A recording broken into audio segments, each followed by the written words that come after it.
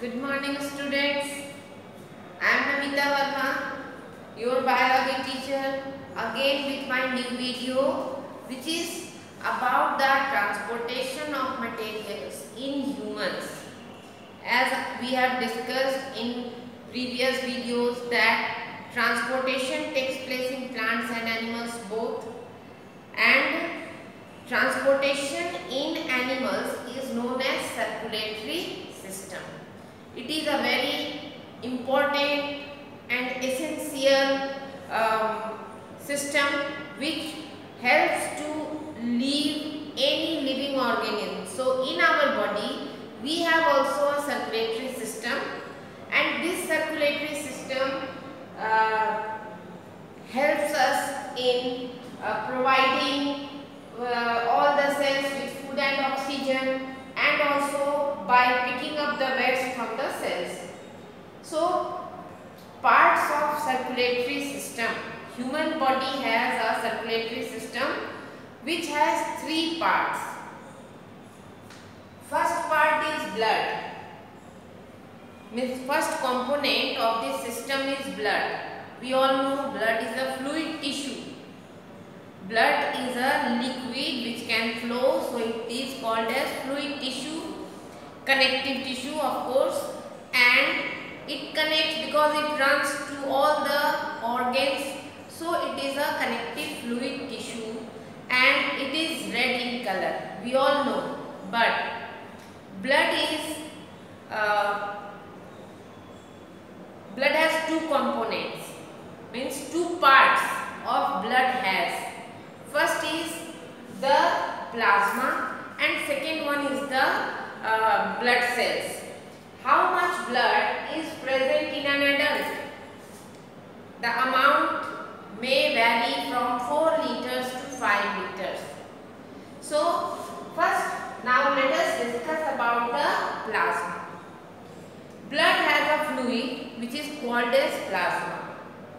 It is a watery yellow colored fluid, yellowish colored fluid, and 90% of plasma is water and 10% only is the food.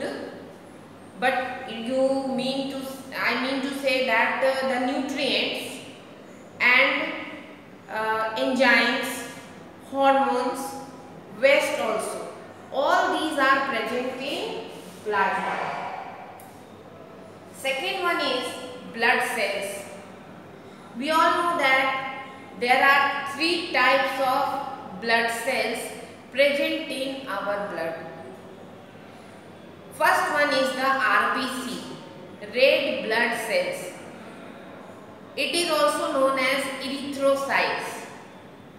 Erythrocytes are the biconcave shaped cells without nucleus.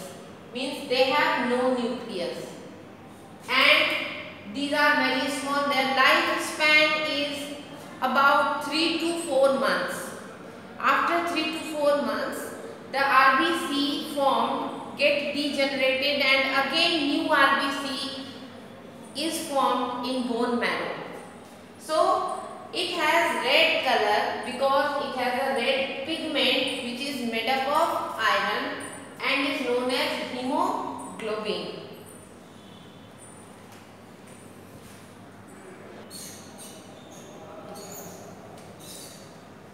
So students, the second cell of the blood is white blood cells, means plasma is the non-living part. The living part of blood are the blood cells.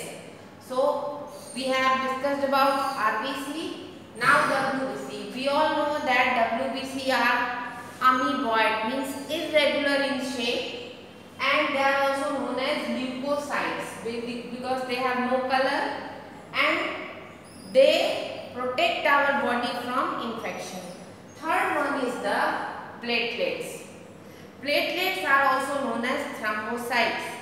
These are very small in size, oval or round in shape, and they play an important role in blood clotting, means help in blood clotting.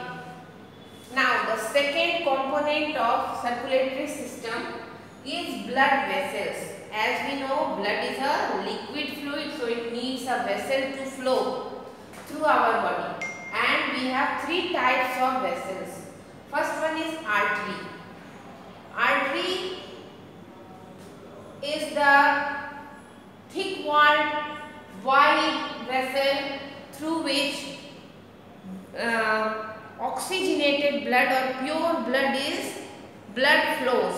Means it through arteries the blood flows which comes from the heart, and it flows with a very big force, so it do not need any obstacle in between them. Veins are thin walled and narrow than artery. So from these the blood which flows comes from the body to the heart. So the speed is slow and there is a big chance of backflow. To stop the backflow, they have they have valves. Third is the capillaries. Capillaries are the thinnest vessel through which exchange of materials, means gases or waste products, can be diffused through these vessels wall. So you can imagine how thin they are, and these also join arteries with the veins at their end point. So in this way we have finished about the circulatory system. The third part is heart.